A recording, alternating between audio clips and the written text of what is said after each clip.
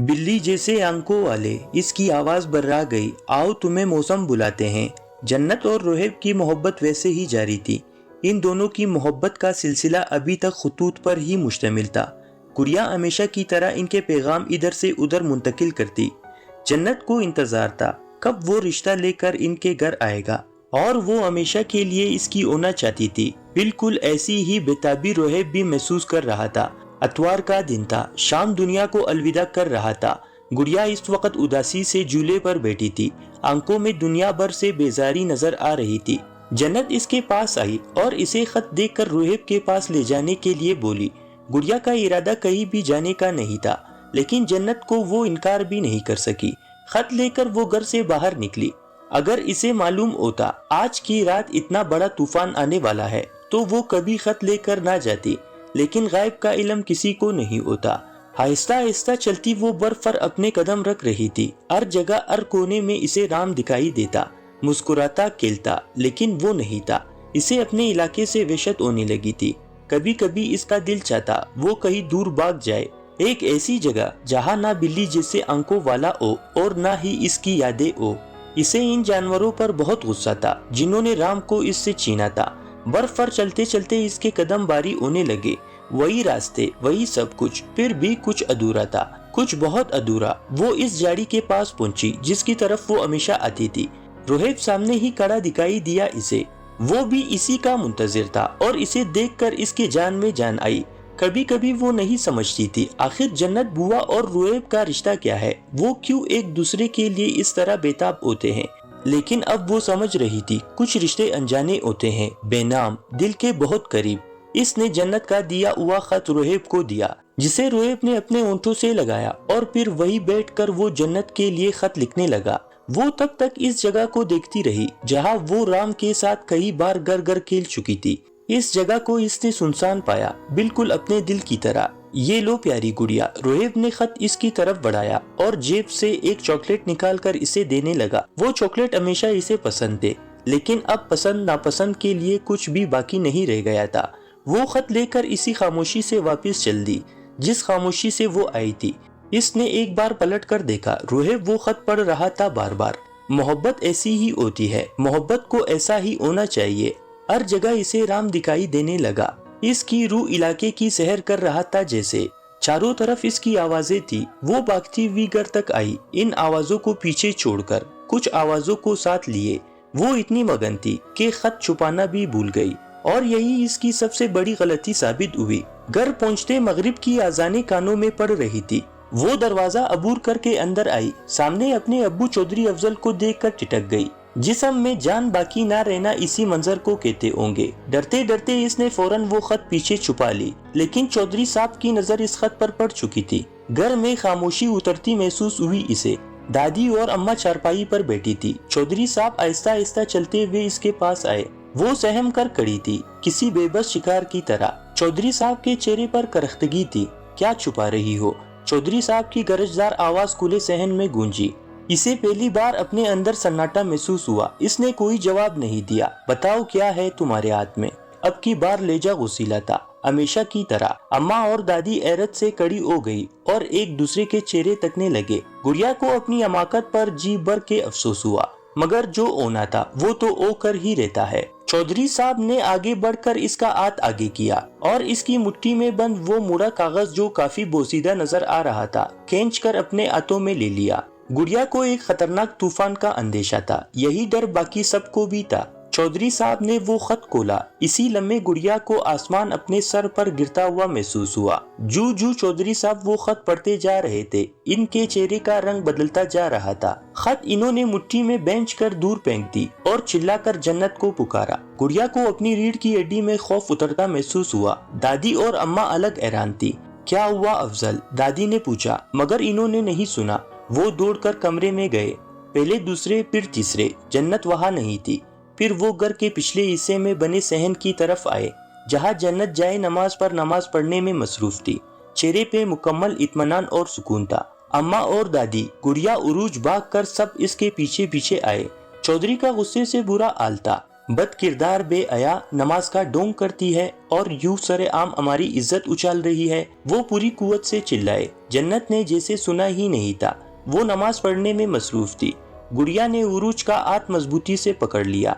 इन्हें अपने बाप से इतना खौफ पहले कभी नहीं आया जितना वो इस वक्त महसूस कर रहे थे।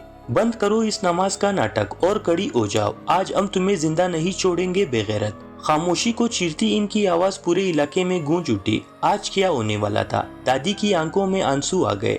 अम्मा अलग परेशान थी। इन्हें पूरी बात नहीं मालूम थी, लेकिन फिर भी वो कुछ कुछ समझ रहे थे। ये आंख मचोली इस तरह खत्म हो जाएगी गुड़िया ने तस्वुर भी नहीं किया था। रात की चादर ने जमीन को ढांप दिया, सिर्फ चांद की रोशनी थी। चौधरी किसी जख्मी शेर की तरह वहां से भागते हुए किचन की तरफ आया। मिट्टी तेल का डब्बा और माचिस उठाई। सभी घर वालों की चीखें निकल गई। अम्मा ने चौधरी साहब का हाथ पकड़ लिया, लेकिन वो जैसे कुछ देख और सुन ही नहीं रहे थे। झटके से इन्होंने अपने पाँव आजाद किए और आगे बढ़े। दादी रोते हुए इनके कदमों में गिर गई और अपने बेटे से बेटी की जिंदगी भीख में मांगने लगी, लेकिन इस पर जुनून सवार था। आज की रात वो कम अज कम किसी की नहीं सुनने वाला था। इन्होंने दादी को घसीट कर खुद से अलग किया और इन्हें जबरदस्ती खींचते हुए कमरे में ले जाने लगा। दादी को कमरे में धक्का देकर इन्होंने दरवाजा बाहर से बंद कर दिया। जन्नत सजदे में थी, इस सब तमाशे से लाताल्लुक। फिर गुड़िया ने इन्हें गुस्से से अम्मा की तरफ आते देखा। इन्होंने अम्मा को बाजुओं से पकड़ा। अम्मा रोते हुए इनसे रहम मांग रही थी। फिर अम्मा ने जोर से इनके कदम जकड़ लिए ताकि इन्हें जन्नत तक जाने से रोक सके। जन्नत अभी भी नमाज पढ़ रही थी। वो बच्चे डरे हुए एक तरफ खड़े थे। खुदा के लिए इतना बड़ा जुल्म मत करें, बेगैरत औरत, मेरे पाँव छोड़ो। जन्नत उठो, भाग जाओ यहाँ से। इन्होंने जन्नत को आवाज दी।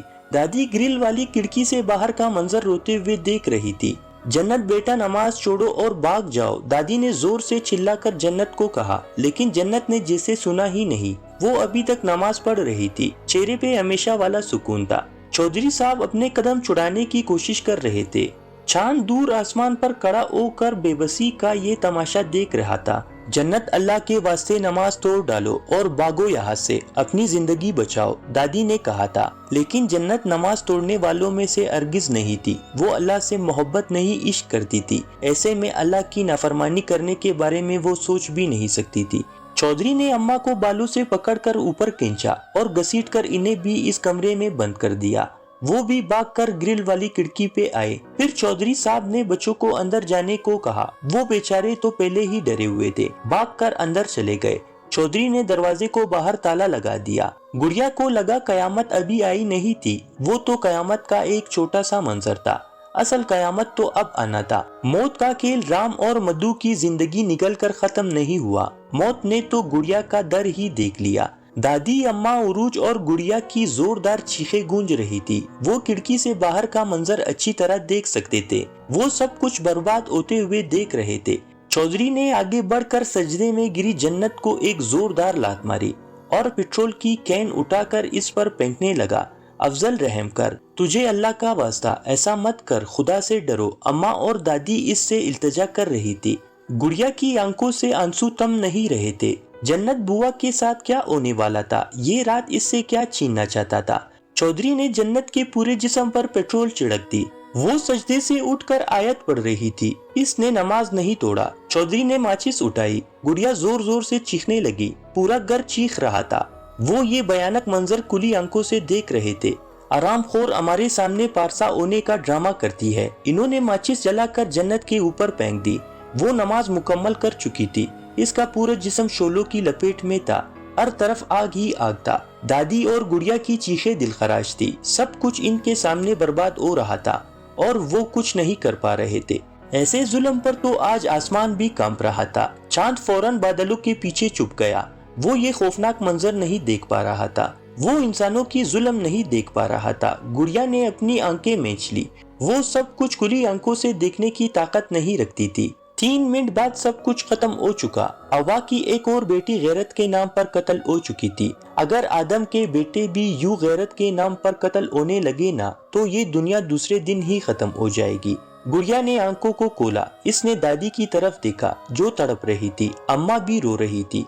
उरूज की आंखों में भी आंसू थे। फिर इसने खिड़की से बाहर देखा। सारी आवाजें आना बंद हो गई। खामोशी थी दिलों को चीर देने वाली खामोशी। वो बर्फ बन गई। इसे लगा वो कभी पिघल नहीं सकेगी, वो कभी हिल नहीं सकेगी। इसे पूरी दुनिया सन्नाटे में उतरता महसूस हुआ। सामने जन्नत चौधरी की बेजान लाश पड़ी हुई थी। सब खत्म हो गया, सब कुछ। इस दिसंबर ने तो इससे सब कुछ छीन लिया। अब जिंदगी फिर इस इलाके की तरफ वापस नहीं आनी थी।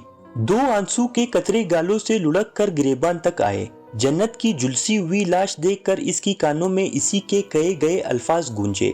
अल्लाह माफ कर देता है, इंसान ही माफ नहीं करते। अल्लाह इंसान की बड़ी से बड़ी कोताही भी दूर कर देता है और इंसान एक छोटी सी गलती पर दूसरे इंसान को जहन्नुम में फेंक देते हैं। प्यारे दोस्तों, वीडियो पसंद आने की सूरत में मेरे चैनल को सब्सक्राइब ज़रूर कीजिएगा। लाइक, कमेंट, शेयर करके अपने खुलूस का इजहार ज़रूर करें। शुक्रिया। फ़ी अमानिल्लाह।